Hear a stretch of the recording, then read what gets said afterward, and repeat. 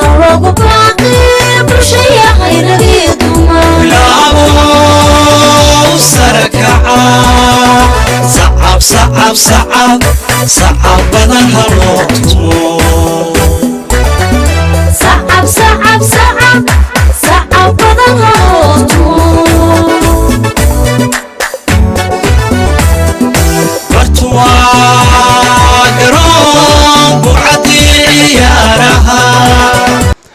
wasaarad ahaan aad iyo aad baan ugu faraxsannahay inaan maanta halkan lagu shaaciyo kooxda kubadda ku ciyaari doonta magaca wasaaradda oo mabka team la odhan doono siday tahay wasaaraddu ama qorshaha wasaaraddaba horena ugu jirtay isagoo nagu hogaaminayo wasiirka wasaaradda iyo agaasimaha guud waxa weeyaan in la dhiirigeliyo dhalinyarta oo dhalinyarta dalka dhan kasta oo hadday tahay ciyaarihii iyo hadday shaqo abuur tahayba waxay wasaaraddu u taagan tahay inay dhiirigeliso markasta dhalinyarta taas baa keentay markaa in maanta kooxdan ay nasiib u yeelato inay noqoto koox ku ciyaarta magaca wasaaradda ku ciyaarta taasoo ka qayb ah horumarka dalka ee dhalinyarta in la dhiirigeliyo kooxda kirix waxa jirtay maalmo in lagu maamuli jiray musaace ay kooxdu iska ururiso oo inay haba yaraatay aanay jirin cid kaloo financialka ka maamusha waxa jirtay maalmaha soo martay in kooxdu ay hotel ku tiirsanaatay oo arrimo badan ka saaciday laakiin haddana intii loo baahnaa iyo baahidii dhalinyarnimo aan dabooli karin waxaa jirta annagoo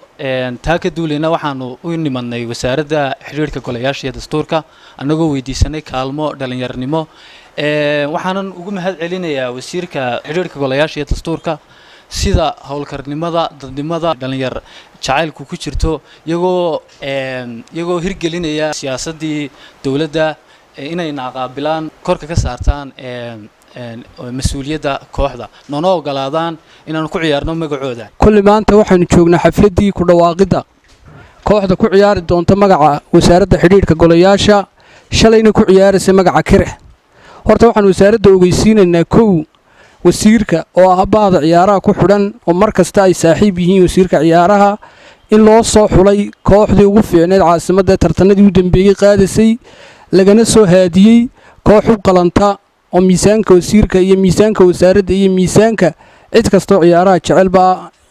garab istaagaysa loo keenay sida aan u aqaano iyo siday ahaayeen oo intii ay dhisnaayeen baan aan garanay akhlaaqdooda in badan baan wasiir anigu aan arkayay amba ciyaar aan u qabanno amba aan tartan aan isku aragno waa koox u qalanta wasaaradda xiriirka golayaasha farxad bay tahay inaan ka soo qayb galo xafladan lagu shaacinayo naadiga ku ciyaari doona magaca wasaaradda xiriirka golayaasha oo runtii aan qirayo inay tahay naadi u qalma inay ku ciyaaraan magaca waxaynu uga mahad celinaa wasiirka wasaaradda oo runtii ah wasiir fahansan macnaha ciyaaraha iyo doorka dhalinyartu ay leedahay ay dalkan ay ku leedahay wasiirka uga mahadnaqaynaa mar labaad iyo mar koowaadba sidoo kale waxaan u mahadnaqayaa wasiirka wasaaradda ciyaaraha oo fulinaya siyaasaddii xukuumadda runtii wakhtigii uu joogayna waxaa qirayaa inta wasaaradood ee uu xidhiidhaan nagala howlgalay inay ku ciyaaraan magaca maanta dhallinyarada aad qaabilayso ee ka mid noqonaya dhallinyarada ku ciyaaraysa wasaaraddani waa dhallinyarada ugu qiimaha badnaa ee xilligii ugu adkaa inuu kaambeenka ku jirnay xisbiga kulmiye xoogga noola soo shaqeeyey waxaan aaminsanahay runtii mid ka mida roolkii aanu ku galnay kaambeenka xisbiga kulmiyena ka mid tahay in la dhiirigeliyo dhallinyarada in la qaybiyo oo lagu ataajkareeyo wasaaradaha kala duwan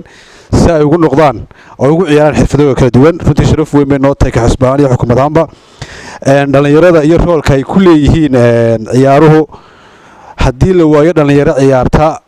oo jidhkoodu dhisan yahay haddii la waayo dhallinyaro u tafaxaydan inay ka mid noqdaan dhallinyarada adduunka ka mida ciyaara waxay ka mid tahay in qarankaasi aanu lahayn qorshe dhiirigelin dhallinyarada arrimaha kubadda waxaan halkan ka caddaynayaa wasiirka wasaaradda dhallinyarada iyo ciyaaraha iyo wasiirka wasaaradda aan maanta joognay xiriirka golayaasha arrimaha dastuurka munaasabado fara badan oo ka dhacay gobollada dalka oo dhan inay goobjoog ka ahaayeen hadday boorama noqoto hadday burco noqoto iyo hadday berbero noqotoba taasi waxay sharaf gaara u tahay inay yihiin laba wasiir oo mar walba garab taagan dhallinyarada reer somalilan waxaan jeclahay inaan dhowr qodob isdul taago marka koowaad in koox ciyaareed la sameeyo ama ciyaaraha la dhiirigeliyo waa qodob dastuuriya marka waxaan aaminsanahay anigoo saad wasiirka ugu mahadnaqdeen aniguna ugu mahadnaqaya runtii oo hogaaminta tolmoon ay tahay ta guul lagu gaadho wasaaradda iyo qaranba waxay guul ku gaadhayaan in la helo hogaamin tolmoon marka wasiirka wasaaradda maxamed xaaji aadan sida aad ugu mahadnaqdeen baan aniguna idinku raacsanahay isaga la'aantiina halkan maynaan soo gaadhneen manaynaan noqoneen koox iyo wasaarad isfahma oo wada shaqeeya marka aad iyo aad baan ugu mahadnaqayaa waa qodob dastuuri la fuliyo horta kow waa talabaada ciyaartu waa dhiirigelin waxay dhiirigelin u tahay dhallinyarada waxay dhiirigelin u tahay da'yarta soo kacaysa iyo waana isdhexgal bulsho dhinaca kale waxaa laga helaa faa'iidooyin caafimaad faa'iidooyinka caafimaad ee ugu waaweyn ee ku jira kubadda cagta ama ciyaaraha isboortiga waxaa ka mid ah kow dhismaha muruqyada iyo lafaha inay dhismaan waxaa ku jira in maskaxdu ay si wanaagsan u fikirto habfikirka maskaxda ayay wanaajisaa kubadda cagtu ama dhammaan isboortiguba waxay hoos u dhigtaa miisaanka oo waad ogtiinoo hadduu qofka kubadda ciyaaro dee wuxuu noqdaa jidh qurux badan ayuu yeeshaa inta badan waxay kor u qaadayoo kale xidhiidhsanaanta jidhka coordinationka inuu jidhku wada xidhiidho iyo blood circulationka hanaanka dhiig wareega jidhka ayay kor u qaadaa waxay hoos u dhigtaa cudurrada ku dhaca wadnaha waxaasoo dhan iyo wax ka badan ayay leedoo faa'iidaa marka waa qodob u baahan in la joogteeyo waxaa kaloo kubadda laga dhaxlaa dhaqanka laga dhaxlaa waxa weeye dhaqan wanaagsan dhaqan bulshaawnimo dhaqan uu qofku noqdo qof hogaamiyaa oo barta sida xogta loo wadaago sida koox loo hogaamiyo sida qaran loo hogaamiyo kubadda cagta qofka si wanaagsan u adeegsadaa wuxuu noqdaa hogaamiye dhaba marka waxaan rajaynayaa in halkan ka soo bixi doonaan rag fara badan oo ku wanaagsan hanaanka hogaaminta iyo isku xidhka bulshada waayo sidaad kubadda cagta isugu xidho unbay noqonaysaa hadhow toola inaad isugu xidho hanaanka maxaan ku dhahdaa qaranka iyo kolba halkaad ka shaqaynaysaad joogto anagu markaan kubadda ciyaaraynay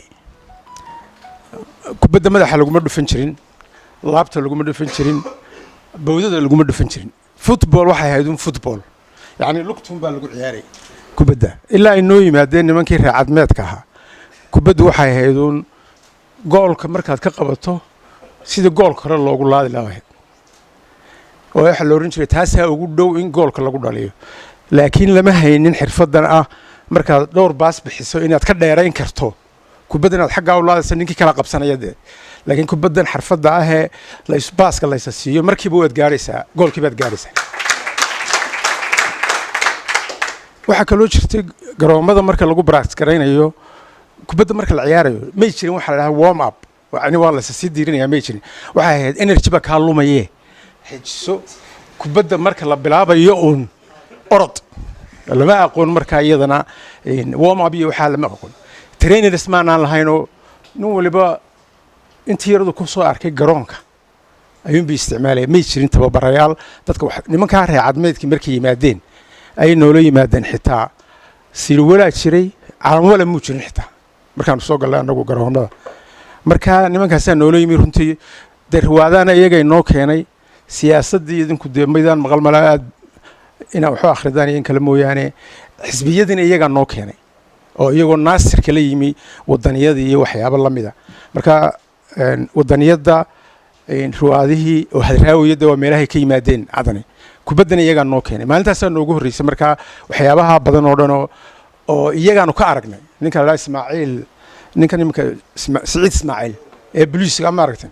waa ragga ka mid ahaa buu ahaa raggii ciyaartooyga ahaa ee ugu wanaagsanaa buu ahaa marka badankoodu inkastay xamar tegeen intii kale haddana waanu ka dhaxaloo durbaba madaxii iyo waanu ku dhalinay goolasha waanu ku dhalinaynay oo laabta waa la isku dayay inkastoo kubaddu ahayd tii saanta ahayd ee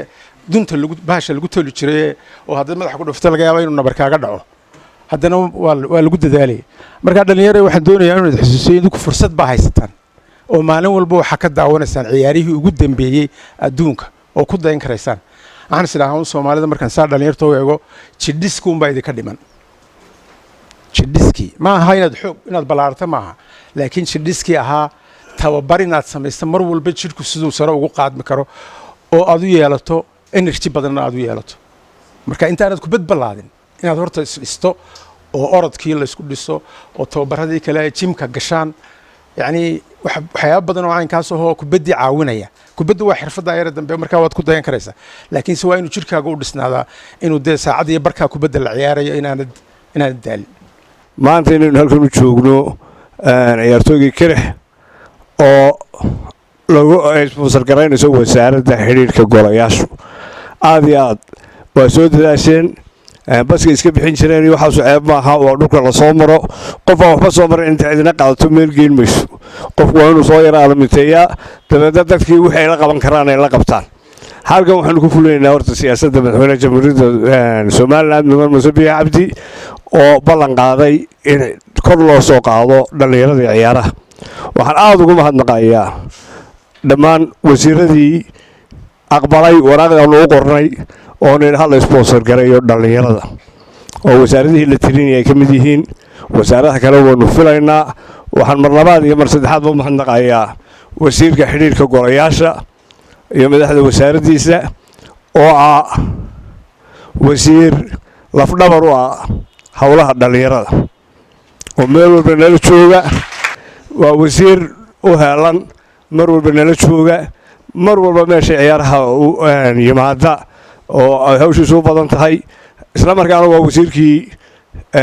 hayay dastuurka dhallinyaradiinnan waxaa looga baahan yahay inaad barataan dastuurka waddankiina si aad waddankeena ugu difaacataan waxaa la kaloo laydinka baahan yahay waddankan waxaa loo soo maray dhowr jaranjaro dagaalaa loo soo maray waa laga soo waaday waxaa la soo samaystay golayaal waynu soo rafaadnay waa la qaxay wixii oo dhan marka laga soo baxay iminka dagaalkii facebookaynu ugu harsan waana wada haysataa dawaan aynu iska celinno dhallinyaraduna iska celisaan dhallinyaradii la midka mar walbana halkanka waxa wada niman dhallinyaro ah wasaaradda maaliyaddana inay u aqbasho oo tiimkan ay u geliso miisaaniyadda sidii lagu ballan qaaday annagoo weliba ula tegayno oo weliba afkana ka odhan doonna haddii la yidhaahdo wasaaradaha kale ee weli sponsor gareyn tiimamkana waxaan halkan u marinayaa inay tiimamkii sponsor gareeyaan haddii la yidhaahdo waxaan kaloo wasiirka ka codsanayaa inuu marka ugu horreysaba seminaar dastuurka uu furo dhallinyaradan si ay dhallinyaradooda kale iyo sportska iyo waxa ay u sii gaarsiiyaan intii hadashayba si aad iyo qiimo badan oo qurux badan bay runtii u hadashay oo waxay ka hadleen muhiimadda ay leedahay ciyaaruhu muhiimadda ay xukuumadda u leedahay qadirinta dhallinyarada uu hogaaminayo madaxweynaheena muuse biixi oo aad garanaysaan inay ku qoran tahay siyaasadda uu xisbigani uu leeyahay ay ka mid ahayd ballanqaadadii uu sameeyey markii aanu madaxweynaha ahayn oo ay tahay in la fuliyo dalkeenna oo lagu qiyaaso in 75% ay dhallinyaro yihiin haddaynu doonayno dalkeenna inaynu badbaadinno haddaynu doonayno inaynu hore u marinno micnaheedu waxay noqonaysaa markaa dee populationka ugu badaniba waa 75% inaynu dee markaa dhallinyarada horumarino hadday tahay heer aqooneed oo waxbarashada iyo tayeynteeda hadday tahay heer shaqo abuur oo madaxweynaheenu uu bilaabay wax la yidhaaho shaqo qaran shaqo badanna dhallinyaro badanna loo qaatay intii la qaadi karayey weji kastoo aynu u horumarino markaa dhallinyaradeenna dhinaca ciyaaraha dhinaca waxbarashada dhinaca maxaan dhahaye shaqo qaran waa inaynu markaa waa go-aan la qaatay waa go-aan xukuumadeed oo madaxweynuhu ku hogaaminayo runtii cayaaruhu waa laga sheekeeyey xagga shareecada islaamka nabigeenna aynu amray calayhi salaatu wasalaam ciyaaraha in la sameeyo waaba sunne dadka ciyaaraha ee sportiga ahi marka waxay dheer yihiin dadka intiisa kale wax weyn bay dheer yihiin hadday tahay dhinaca caafimaadka oo wax ka qaalisan aanay jirin hadday tahay dhinaca sabirka hogaaminta waxay kale oo muhiim ku tahay dee isdhexgalka oo maalin walba gobol baad u tegaysaao integrationka dadkeennii hore isma aqoonin oo qolo laysma haybsan jirin iminkana waan u malaynayaa inayn in badan oo aydan qoladiinna aqoon ah isku tiim tihiin inkastoo ay ka duwan tahay sidii berigii hore qofka waa in lagu saleeyaa qiimihiisa waxa uu yahay waxtarkiisa iyo waxa weeyaan iyo wax uu qaban karo laakiin ma aha inaad sawir kale uu maskaxdaada ku jiro taana waxa weeyaan insha allahu qabyaaladda iyo la dagaalankeeda iyo dhammaanba xumaanta dhallinyarada tiimka isku ahay iyagaa isku qolo ah iyagaa isku reera iyagaa isku maxaan dhahaye fekera iyagaa isku wax ah taana waxaanu doonayna inaynu ka begsanno waxaanu kaloo insha allah soo kordhin doonaa inaynu ku darsanno dhammaanba dhallinyarada kooxaha ciyaaraha sidaan wasiirkana ku ballannay heshiis baanu ka gelaynaa waxa weeyaan aynu dastuurkana ku barno sidaynu ciyaaraha u baranayna dastuurkana aynu ku darsanno waayo dastuurkeenu dee waa sharcigii dalkeenna lagu hogaaminayey qof wal inuu barto waxa uu khaldayo iyo wuxuu xaq u leeyahay labadaba qorshahana way noogu jirtaa awalba oo qorshaha sanadkan way noogu jirtaa waynu ka qayb qaadan doonaa xaggaana waxa ka noqon doontaan waxa weeye macallimiin baa noqon doontaan haddii ilaahay ka dhigo kooxaha kale bara waxa weeye dastuurka sida ciyaarta laysu baro runtii waa dadaalaynaa waxaana ku waxba xakran mayno waa carruurtaydii baa tihiin aad baan u soo dhawaynaynaa inaad maxaan dhahay runtii aad magaca wasaaradda aad ku cayaartaan magaca wasaaradda in lagu cayaaro wax weyn nooma sii aha laakiin wax weyn noo ah inaan maxaan dhahay aynu wax wada qabsanno waxa weeyaan oo aynu muujinno midnimadeenna iyo maxaan dhahay iyo isbarashadeenna iyo ka qayb qaadashada intaynu ugu beegan dalkeenna iyo maxaan dhahay difaaciisa ciyaaruhu waxay ka mid yihiin waxyaabaha dalalka adduunka lagu barto qofka ciyaartooyga ahi mar buu qaran dhan waxa weeyaan lagu aqoonsadaa waxaan rajaynayaa kuwii qarankeenna lagu aqoonsanayay insha allahu inaad noqon doontaan haddii ilaahay ka dhigo